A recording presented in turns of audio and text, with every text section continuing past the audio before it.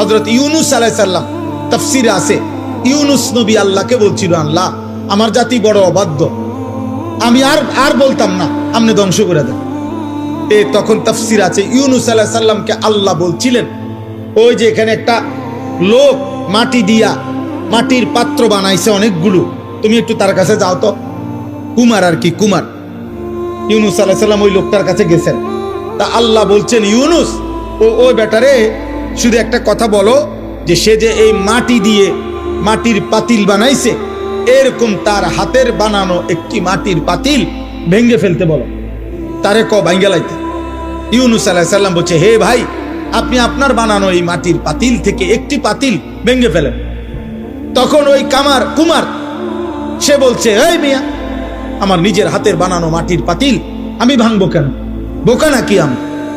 কেন ভাঙবো? এত যত্ন করে আমি বানাইছি।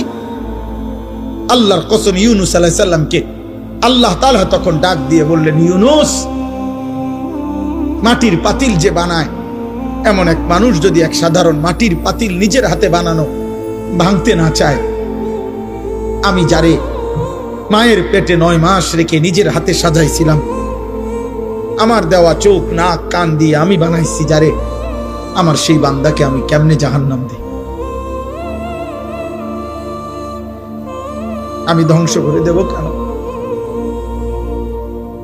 ও যদি তার মাটির পাতিল ভাঙতে না চায়, আমি আমার এমন যত্নে গড়া বান্দাকে জাহান্নাম দেব কেন? ধ্বংস করে দেব কেন? আমি অপেক্ষায় থাকি মাফ করতে। আমার বান্দা কোনোদিন যদি 1 ফোঁটা রাত গভীরে চোখের পানি ফেলে, আমি ওরে মাফ করে দেব। যদি বলে বান্দা আল্লাহ গুনাহ অনেক বেশি, আল্লাহ বলবে সমুদ্রের ফেনার চাইতেও বেশি। বান্দা বলবে না। আল্লাহ বলবে আসমান পরিমাণ উচ্চতার চাইতেও বেশি। বান্দা বলবে না। তা আল্লাহ বলবেন, বান্দা আমি তো আসমান ছোঁয়া পর্যন্ত গুনাহ মাফ করতে রাজি, আমি তো সমুদ্রের ফেনার চাইতেও বেশি গুনাহ মাফ করতে রাজি। এত সুযোগের পরেও যে বান্দা আল্লাহকে ডাকে না, সেজদা করে না, গুনাহ মাফ চায়, ঠিক আছে বদনসিব, তুমি তোমার জীবন চাও। কে কার জন্য আটকাইবে? কারোর জন্য কেউ আটকায় না। আমি আবারও বলছি, শেষ কথা, কিশোর যুবক মনে রাখো, স্বার্থপর এই দুনিয়া এত যান্ত্রিক, দুনিয়া এখন এত কঠিন বাস্তবতা যে আপনজনরাও ব্যস্ত, যার কারণে তুমি যদি নিজে নিজে নষ্ট হইয়া চরিত্রহীন হইয়া যাও, উচ্চা গইল্লা গন্ধ ছোটে, তোমারে কেউ টাইনা ধরবে, কেউ ফিরাইব, এই টাইম কারো হাতে না। আমার এই কথা এক ছেলে হলে মনে, বাস্তবতা বড় কঠিন এখন। কারণ মানুষের এখন উপার্জন দরকার বেশি। 10 টাকার পণ্য 1000 টাকা। মানুষ, আমরা আগে পুরা বাড়ি, মনে করেন আমাকে মুরব্বীরাও বলবেন, আমরাও তো ছোটবেলায় দেখছি, পুরা বাড়ি বাপ চাচা জেডা প্রত্যেকের ঘরের মানুষ যদি মিলে 30 জনও হয়, 40 জনও হয়, তো পুকুরের কোন বাথরুম নাকি ওইখানে তো পুরা বাড়িওয়ালারা গেছে না? তাহলে আগে তো এভাবে জরুরত ছাড়ছে, কিন্তু এখন 6টা রুম 6টা বাথরুম। কথা বলে না? 4টা রুম 4টা কি বাথরুম, প্রত্যেক রুম অ্যাটাচড বাথরুম। তাহলে এই ব্যক্তির খরচ বাইরে গেল কিনা? খরচ বেড়ে গেল না? তার বিল্ডিংটার খরচ বাইরে গেল না? এখন সব কিছুতে মানুষের এখন সম্পদ দরকার বেশি, টাকা, উপভোগ। মুশরিকরা এই পাশ্চাত্য এত বেশি চাকচিক্য করে দুনিয়া আমাদের সামনে দিচ্ছে, প্রতিনিয়ত প্রযুক্তি, গতি, আরো রং ঢং, যার কারণে মানুষ বেহাল, আরো টাকা দরকার। তাহলে এখন কে কার সময় নিবে? এই জন্য বাবা আজকে 15 দিন না, আজকে 1 বছরও বাপে জানে না তার ছেলে যে 1 ওয়াক্ত নামাজ পড়ে। এবারও সময় নেই। এবারও এক কথা, যা টাকা লাগে তোর মার কাছে রাখিয়া গেছি, টেহা নিস, পেটের বুক লাগলে ভাত খেয়ে যাইস। এবার তোর মতো করে তুই বড় হ আব্বা, তুই মানুষ হ, নইলে জানোয়ার হ, নয় নারী দেখ, নয় ছবি দেখ, নয় জিনা কর, বেবিচার কর, মদ খা, নয়তো জুয়া খেল, অসৎ বন্ধুদের সাথে, তোর চুল তোর মতো, তোর চেহারা তোর মতো, কিসের আল্লাহ, কিসের খোদা, কিসের নবী, কিসের রাসূল, তোর মতো তুই যা। কারো হাতে সময় নেই, কারো হাতে সময় নেই। এই হলো মূল বিষয়। আগে আমরা মনে আছে দুপুর 2টা বাজে গেছে, নানার বাড়িতে বেড়াইতে গেছি, তো এখনো ভাত খাইতে যাই নাই, ছোট মামা আইছে, বড় মামার বড় ছেলে, মামতো ভাই উনি আইছে, ছোট্ট মামতো ভাই একজন আইছে, সবাই খুঁজে দৌড়াদৌড়ি, হ্যাঁ তাড়াতাড়ি ভাত খাইতে যাইতে বলছে। আর বাড়িতে গেছি, আর সবাই মিল্লা ধমকানি, দুষ্ট হয়ে গেছে, 2টা বাজে গেছে, অন্য ভাত খাইতে আইও না। তাইলে কথার কথায় সবাই টেনে ধরছে, আজ আর টেনে ধরার কেউ নাই। ফলে সংখ্যাগরিষ্ঠ ছেলে পেলে নষ্ট হওয়ার পিছনে অভিভাবকের এই গাফলতি আর খামখেয়ালি প্রচন্ড ভাবে দায়ী, যার কারণে ছেলেদের অধিকাংশের আপনি দেখেন, এখানে আপনি ছেলেগুলোর দাঁড় করায় দেখেন, জিজ্ঞাসা করেন বাবা তোমার চুলটা কার মতো, সে বলতে পারবে না। একটা ছেলেকে বলেন যে বাবা তুমি আজকে সারা দিনে যে পেশাব করছো, পানি নাও নাই, টয়লেট পেপার ব্যবহার করো নাই কেন? আর এটা তুমি কি একবার কুত্তা দেখছো যে কুত্তার সাথে মিলে নাকি মানুষের সাথে মিলে? তুমি একটাবার দেখো।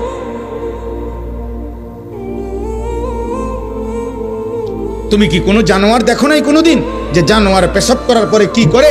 তুমি কি কোনো মুমিন দেখো নাই মুমিন পেশাব করার পরে কি করে? আল্লাহ আমাদেরকে বুঝ দান করেন, আল্লাহ আমাদেরকে কবুল করেন।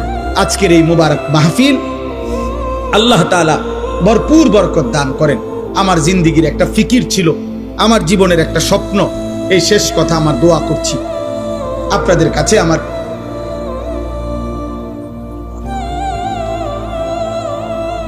আমাদের প্রত্যেকেই, আমার একটা জিন্দেগির ইচ্ছা আকাঙ্ক্ষা, আমরা প্রত্যেকেই যেন আলহামদুলিল্লাহ এই কিশোর নওজোয়ান মুসলমানের সন্তান, এরা যেন আল্লাহমুখী হয়, আখিরাতমুখী হয়। আপনাদের রাত গভীরে অভিভাবকদেরকেও আমি বললাম, আপনারা যারা আসছেন কষ্ট করে, ছেলেরা যারা আয়োজন করেছেন, আল্লাহ আপনাদের সবাইকে ভালো রাখেন, কবুল করেন, বলেন আমিন, বলেন আমিন। কিশোর যুবক ভাই, তোমরা যারা 30 বছরের নিচে, তোমাদের কাছে আমার বিশেষ অনুরোধ, আল্লাহর ওয়াস্তে নামাজ পড়ো, ফজরের নামাজ পড়ো।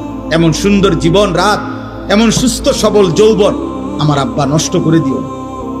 হয়তো কেউ বলবে না, হয়তো কেউ ফেরাবে না, একদিন তুমি কোথাও না কোথাও থামতে হইবে,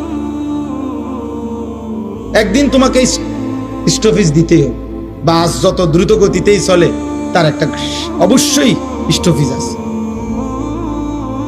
বিমান যত দ্রুত গতিতেই চলুক তার একটা গন্তব্য আছে, একখানে না একখানে থামতে হবে। হয় ফুয়েল শেষ হয়ে যাবে,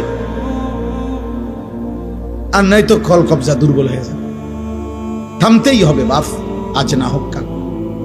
সেই থামার পরে 40 বছর পরে, 60 বছর পরে, কিংবা কবরে যদি পিছন দিকে তাকায় দেখি নেকি বলতে কিছু নাই, গুনার কোনো শেষ নাই, কি হবে তখন? কি হবে তখন? কবর। এজন্য চলো নিয়ত করি, আমরা ইনশাআল্লাহ নামাজ পড়ব। আল্লাহ সবাইকে তৌফিক দান।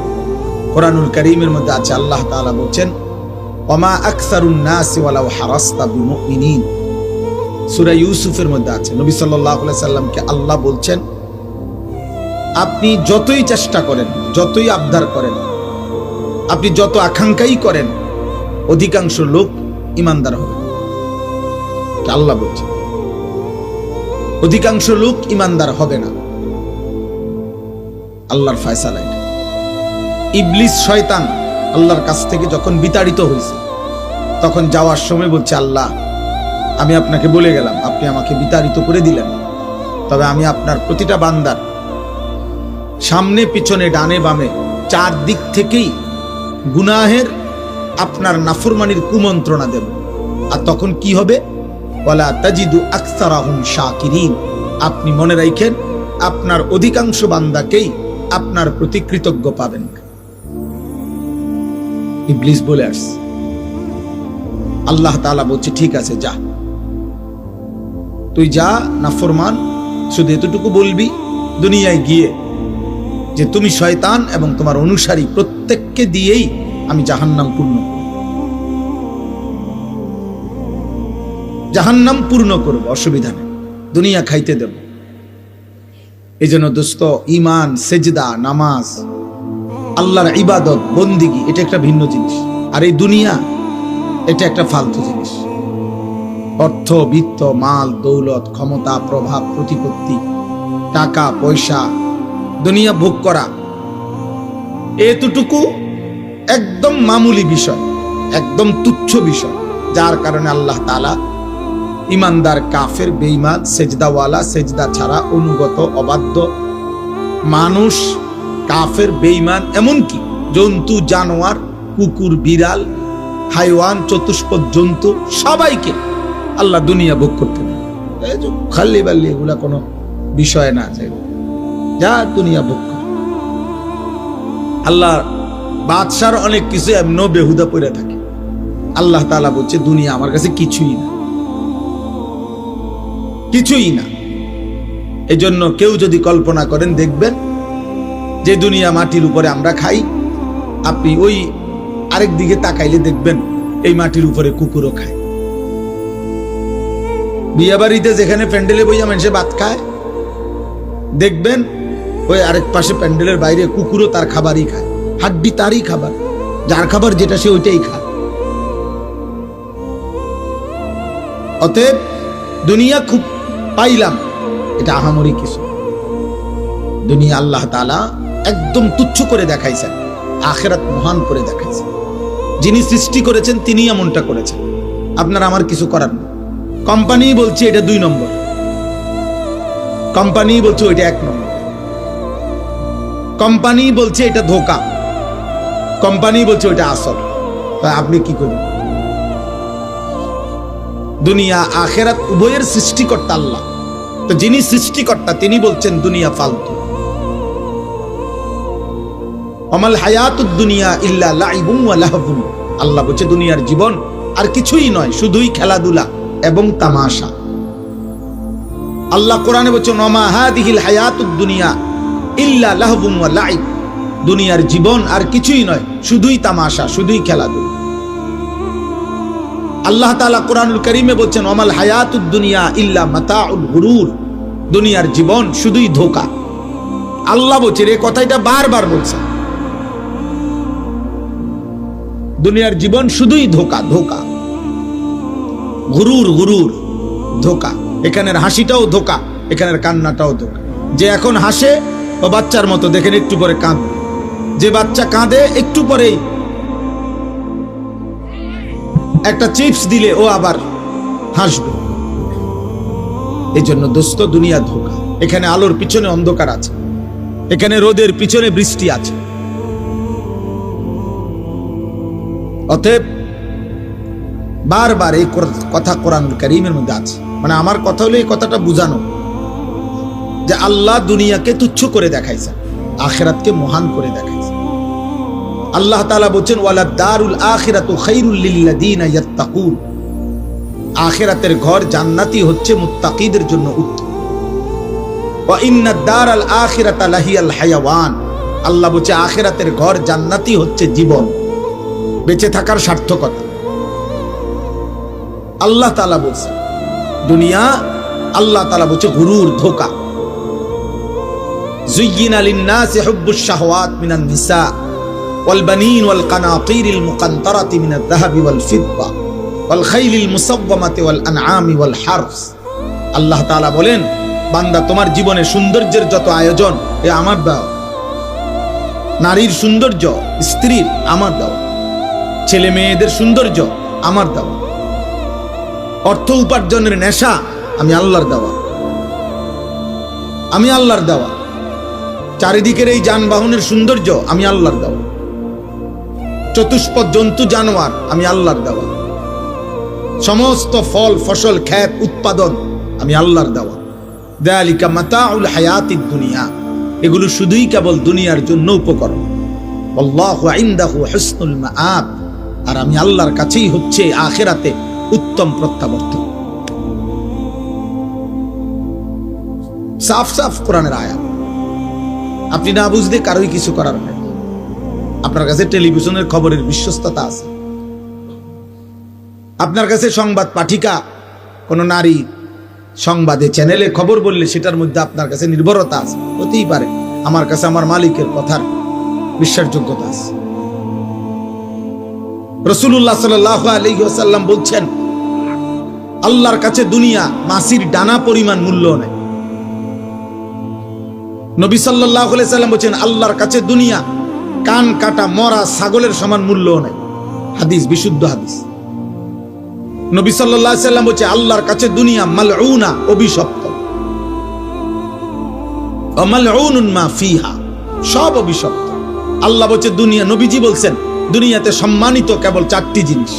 জিক্রুল্লাহ, আল্লাহর জিকির, যে জবান আল্লাহর জিকির করে সে সম্মানিত। ওমা ওয়ালাহু, যত আমল আল্লাহর ঘনিষ্ঠ বানায়, যত ইবাদাত, যত বন্দিগি, ওটা সম্মানিত। 3, আলিমুন, কোন আলেমে দ্বীন সম্মানিত। 4, মুতাআল্লিমুন, কোরআন সুন্নাহর ইলম শিখে যে আল্লাহর নবী হচ্ছে সে সম্মানিত। আর কোনো কিছু দিয়ে কেউ তৃপ্ত হওয়া এটা সম্মানের বস্তু না, উপভোগের বস্তু হইতে পারে, ক্ষণিকের।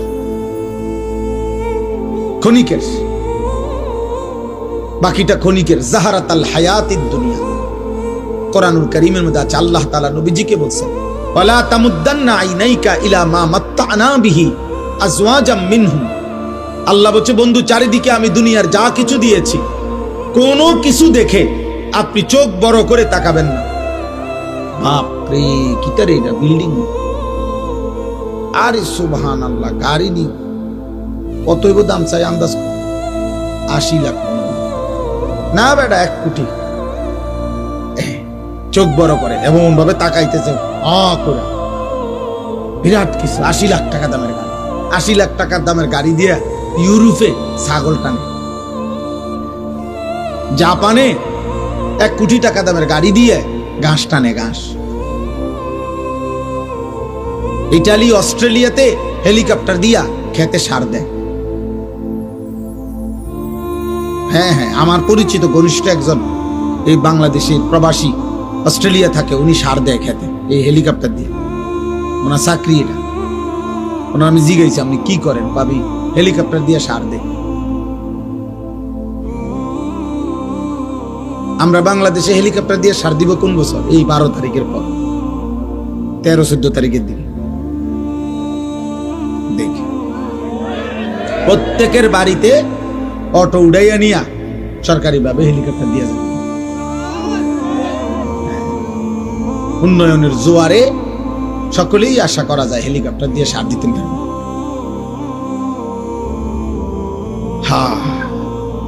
জীবনের নিরাপত্তা, জান মালের নিরাপত্তা, ইজ্জতের নিরাপত্তা, সুখে থাকার নিরাপত্তা, বেঁচে থাকার সার্থকতা মহান আল্লাহ তাআলার সাথে সম্পর্ক ছাড়া হবে না। আব্বা, এখন একটি সমাজের মধ্যে একটি মসজিদকে কেন্দ্র করে মনে করেন একটা মসজিদ, এই মসজিদটা কমপক্ষে মনে করেন 50 ঘর মানুষের মসজিদ ধরে নেন, 50 ঘর মুসলমানদের মসজিদ এটা। তাইলে 50 ঘরে যদি পুরুষ ধরে নিলাম 5 জন করে, 250 জন, কথার কথা, তাহলে 250 জন পুরুষের জন্য ধরেন এই মসজিদটা। আপনি দেখেন তো আজ 2026 সালের আজকে 25 জানুয়ারি, আজ পর্যন্ত দেখেন ফজরের নামাজে মুসল্লি কয়জন?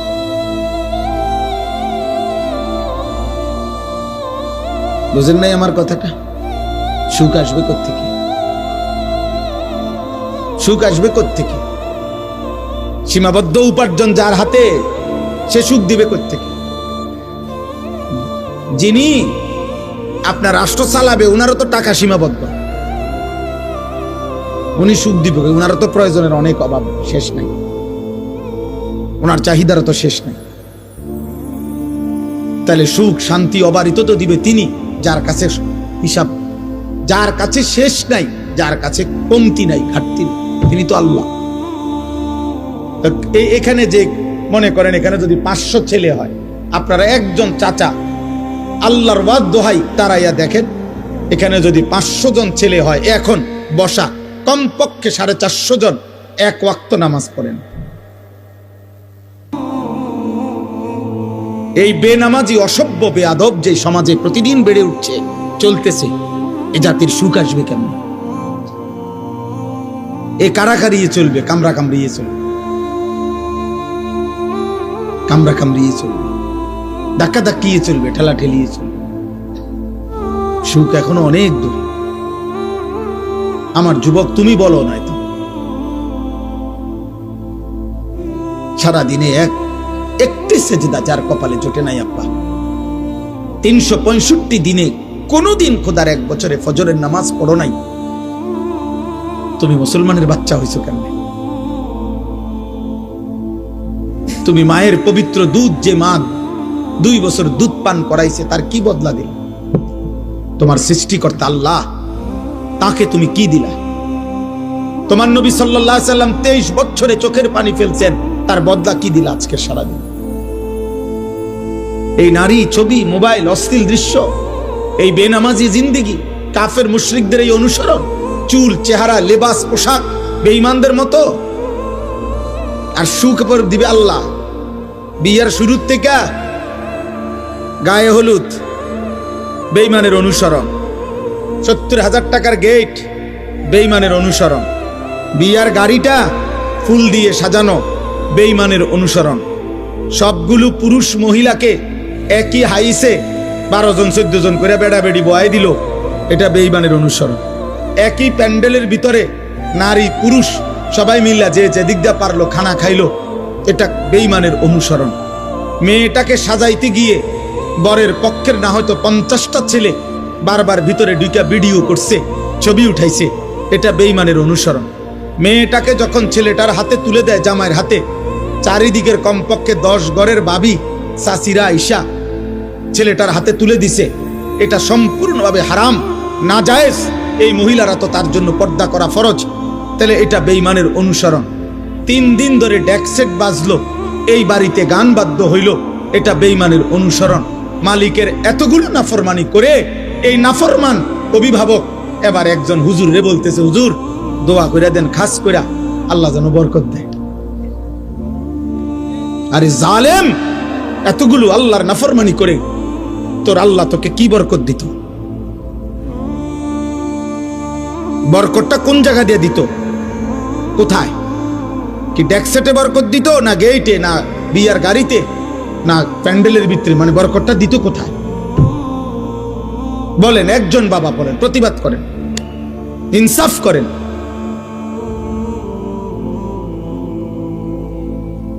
ইনসাফ করেন, ইনসাফ করেন। নওজওয়ান, তোমরা মনে রাখো বাপ, আল্লাহ তোমরা হায়াত দিলে তোমরা আরো বাঁচবা। আমরা দোয়া করি আগামী তোমাদের যাদের বয়স 14, 16, 18, 20, 22, 25, আল্লাহ হায়াত দিলে তোমরা আরো 20 বছর, 40 বছর আরো বাঁচবা ইনশাআল্লাহ। তোমরা যে পরিমাণ গুনার নাফরমানি দিয়ে নিজেদের জীবন সাজাচ্ছ, তোমরা আগামী দিনে সুখ খুঁজেও পাইবা। বন্ধু আমার, আমি রাজনীতির মানুষ না, আমার কোনো মার্কা নাই, আমি কোনো মার্কা বুঝিও নাই। সকলেই আমাদের কাছেও দোয়া চায়, আমরা দোয়া করি, আল্লাহ সবার ভালো করুক। কিন্তু আমি এতটুকু বুঝি, সেদিন পত্রিকায় দেখলাম লিখছে 12 তারিখেই দেখা যাবে শেষ হাসি কে হাসে। আমি বলছি না, কসম, হাসরের ময়দানে দেখা যাবে শেষ হাসিটা কে হাসে। 12 তারিখ শেষ হাসি না, 13 তারিখও মানুষ হাসবে। বুঝেন নাই আপনি কথাটা? 12 তারিখ কোন ইসরাফিল ফু দিত না। 12 তারিখ ইসরাফিল ফু দিবে? কথা বলে না কেন? অতএব হাসরের ময়দানে ফয়সালা হবে, খোদার কসম শেষ হাসিটা কে হাসে। কোরআনুল কারীমের মধ্যে আল্লাহ তাআলা স্পষ্ট বলছেন, কোরআনুল কারীমের স্পষ্ট আয়াত আমি শুনাই ভাইয়া। এই যে দেখেন, ফালিয়াউমাল্লাযীনা আমানু মিনাল কুফফারি ইয়াদহাকুন। আল্লাহ তাআলা বলেন, কিয়ামতের দিন, হাসরের দিন, সমস্ত ঈমানদার আল্লাহর অনুগত বান্দা সমস্ত কাফের, বেঈমান, নাফরমান, পাপীদের দিকে তাকিয়ে ইয়াদহাকুন, হাসবে, হাসবে, হাসবে। এই শেষ হাসি, এটা মুমিনের হাসি, ঈমানদারের হাসি, সেজদাওয়ালার হাসি। আল্লাহর একটা একটা হুকুম মানছে যে, নাফরমানির একটা একটা জীবন থেকে বেঁচেছে যে, এটাই কথা মনে রাখবে। বলে আকিবাতুল লিল মুত্তাকিন, আল্লাহ বলছে উত্তম পরিণাম, উত্তম পরিণতি। খোদার কসম আল্লাহ বলছে যারা মুত্তাকি, আল্লাহ ভীরু, গুনাহ থেকে বাঁচে, আল্লাহর গোলামি করে তাদের জন্য। এটা মালিকের ফয়সালা, এটা মালিকের ফয়সালা, আল্লাহর সিদ্ধান্ত। আল্লাহ তাআলা বলে বান্দা তোমরা জমিন ঘুরে ঘুরে দেখো, তোমরা খবর নাও, ইতিহাসের পাতা উল্টায়া দেখো, পৃথিবী ঘুরে ঘুরে দেখো। ফাংজুরু, তোমরা দেখো, কাইফা কানা আকিবাতুল মুকাদ্দিবিন, যুগে যুগে মিথ্যাবাদীদের পরিণতি কি হয়েছে। ফাংজুরু কাইফা কানা আকিবাতুল মুফসিদিন, তোমরা দেখো এই জমিনে যারা বিশৃঙ্খলা, ফিতনা, ফাসাদ করেছে, মানুষের জান মাল ইজ্জত আবরু লুণ্ঠন করেছে, আল্লাহর জমিনে যারা জুলুমের ত্রাস সৃষ্টি করেছে, আল্লাহ বলে দেখো তাদের পরিণতি কি হয়েছে। ফাংজুরু কাইফা কানা আকিবাতুল মুনজারিন, আল্লাহ বলেন আমি নবী পাঠিয়ে, রাসূল পাঠিয়ে, আমার কিতাব পাঠিয়ে যাদেরকে আমি আল্লাহ ভয় দেখাইছিলাম জাহান্নামের, অথচ শুনে নাই তাদের পরিণতি কি হয়েছে, তোমরা খবর নাও। ইতিহাসের পাতা উল্টাও, পৃথিবীর মধ্যে খবর নাও। এভাবে অনেক আয়াত আছে কোরআনে। তোমরা খবর নাও বান্দা, ফেরাউনের কি হয়েছিল। তোমরা খবর নাও যুবক, নমরুদের কি হয়েছিল, কারুনের কি হয়েছিল, সাদ্দাদের পরিণতি কি হয়েছে। তোমরা বলো, খবর নাও, নূহ আলাইহিস সালামের জাতিকে আল্লাহ পানিতে ডুবাই দিছে কেন। তোমরা খবর নাও, লূত আলাইহিস সালামের জাতিকে আল্লাহ জিন্দা মাটি উল্টায়া দাফন করে দিলেন কেন। তোমরা খবর নাও, হযরত সালেহ এবং শুআইব আলাইহিস সালামের জাতিকে ফেরেশতা বিকট চিৎকার দিয়ে ধ্বংস করে দিলেন কেন। তোমরা খবর নাও, ইবলিস আল্লাহর কাছ থেকে বিতাড়িত হলো কেন। হায় যুবক, এটাই বারবার খবর আসবে। প্রতিটা মিথ্যা, প্রতিটা জুলুম, প্রতিটা অন্যায়, প্রতিটা চুরি, প্রতিটা ডাকাতি, প্রতিটা জিনা, প্রতিটা ব্যভিচার, প্রতিটা মদ, প্রতিটা জুয়া, প্রতিটা অসভ্যতা, উলঙ্গতা, বেহায়াপনা, অশ্লীলতা, বেপরদিগি, বেহায়াপনা, কুফর, শিরিক, সমস্ত নাফরমানির বদলায় যুগে যুগে ব্যক্তি, সমাজ, জাতিকে আল্লাহ তাআলা বারবার বারবার ধ্বংস করে দিচ্ছে। কেউ টিকে নাই, নাফরমান তুমিও টিকবা না। যে যুবক 24 ঘন্টা নারী দেখো, মোবাইলে অস্থির ছবি দেখো, আজ না হোক কাল নওজোয়ান তুমি লাঞ্ছিত হবাই। এই পৃথিবী তোমারে ঘৃণাই করবে, সুযোগ পাইলে তোমার কপালে থুতু মারবে, থুতুই মারবে। দুনিয়া ভোগ করো, অসুবিধা নাই আব্বা, নারী দেখো, ছবি দেখো, বেনামাজি রং তামাশার জিন্দেগি পালন করো আব্বা। তবে এটাই মনে রাখো, এটাই মনে রাখো, পৃথিবী তোমারে ঘৃণাই করবে। কোন নাফরমান পৃথিবীতে সম্মানিত হয় না, শ্রদ্ধার সাথে স্মরণ হয় না, হয় না রে। দুনিয়া ভোগ করতে পারে কিন্তু শ্রদ্ধার সাথে স্মরণ হয় না। ফেরাউন দুনিয়া ভোগ করছে, ফেরাউন বাদশা ছিল। 40 বছর আমরা তাফসিরে পড়ছি, 40 বছর একটানা ফেরাউনের কোনো সর্দি, কাশি, মাথা ব্যথা, জ্বর, ঠান্ডা, এক সুতা কোনো ব্যারাম হয় নাই। 40 বছর একটা কাশি দেয় নাই কোনোদিন ফেরাউন। 40 বছর দুনিয়ায় এমন ভোগ করছে যে দুনিয়াতে এক বিন্দু রোগ বালাই ছিল না। কিন্তু আজকে 1000 বছর পরে এই বেঈমান দুনিয়া তো ভোগ করছিল ফেরাউন, কিন্তু পৃথিবীর মানুষ কোনো কুত্তার নামও রাখে না। ফেরাউন এই নাম কোনো কুত্তার নামও নেই। নমরুদ এটা কোনো কুত্তার নামও কেউ রাখে না। আবু জেহেল, আবু লাহাবের নাম পৃথিবীর মানুষ কোনো জানোয়ারের নামও রাখে না। অথচ মানুষ ইউরোপে কুকুরের নাম রাখে, পোষা কুকুরের কি রাখে, নাম রাখে। তো তাহলে আমরা না মুসলমান, ফেরাউন নমরুদরে আমরা পছন্দ করি না, তোদের সমস্যা কি, তোরা নাম রাখ। বুঝেন নাই কথাটা? তো ওরা রাখে না কেন? কিন্তু 1450 বছর আগের এক কালো গোলাম, এক কৃতদাস, কালো নিগ্রু আল্লাহকে রাজি করে গেছে, নবী সাল্লাল্লাহু আলাইহি সাল্লামকে সন্তুষ্ট করেছে। 1450 বছর, 1447 হিজরি, এখন 1450 বছর পরেও আজও সেই কালো গোলামের নামে লক্ষ কোটি ইমানদার সন্তানের নাম বেলাল। বেলাল আজও আছে। বেলাল কি? বেলাল আজও আছে। হ্যাঁ হ্যাঁ, অতএব আমি অনুরোধ করলাম, এই রাত গভীরে মনে করাইতে চাই, একটা বাবা, একটা যুগ। আমার অনুরোধ এটাই, আমি লম্বা করব না, কিন্তু আমি অনুরোধ বলছি যে আত্ম অনুভূতি চাই। এই পৃথিবী, এই সমাজ, এই নওজোয়ান বাপ, তোমার আমার মৃত্যুতেও পৃথিবী থাকবে। যেদিন তোমার মৃত্যু হবে সেদিনও সূর্য উঠবে, চাঁদ উঠবে। এই রং তামাশার পৃথিবীতে অনেকে নাচবে, গাইবে, ফুর্তি করবে, বুক বিলাসিতায় পড়ে থাকবে, কিন্তু খোদার কসম, মাটির উপরের এই দুনিয়া একদিন তোমারে ধাক্কা দিয়া কবরে ফেলাই দিবে। সেদিন আর কাউরে পাশে পাইতে না, সেদিন আর কাউকে পাশে পাবা না, আর কাউকে,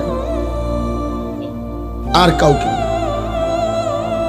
আল্লাহ তাআলা, নবী সাল্লাল্লাহু আলাইহি সাল্লাম বলছে, আমার উম্মত শুনো, আমি নিজে হাদিসে পড়ছি বাবা, নবীজি বলছে প্রত্যেকটা পাপী নাফরমান তাকে যখন লাশের খাটিয়ায়,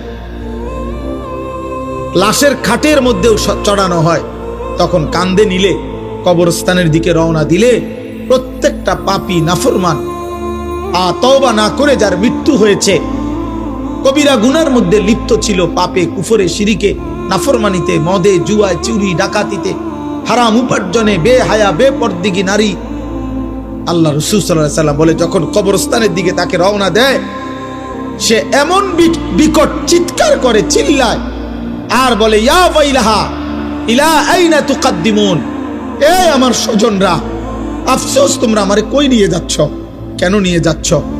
আল্লাহর নবী সাল্লাল্লাহু আলাইহি সাল্লাম বলেন, হে আমার উম্মত, আল্লাহর সমস্ত সৃষ্টি একমাত্র ইল্লাস সাকালাইন, মানুষ এবং জিন ব্যতীত আল্লাহর বাকি সৃষ্টি এই বেঈমান, এই নাফরমান পাপীর চিৎকার শুনতে পায়। আল্লাহর নবী বলেন, যদি কোনো মানুষ, পৃথিবীর সমস্ত মানুষ যদি একসাথে এক মাঠে দাঁড়ানো অবস্থায় ওই নাফরমান শুধু কবরের দিকে যাওয়ার সময় যে চিৎকার দেয়, আল্লাহর কসম, নবী বলছে, যদি ওই চিৎকার শুধু পৃথিবীর সব মানুষ একবার শুনতো, তো সমস্ত মানুষ চিৎকার দিয়া বেহুশ হইয়া পড়ে থাকতো, আর এরপরে কোনোদিন কোনো মানুষ কারো লাশ কাঁধে নিত না।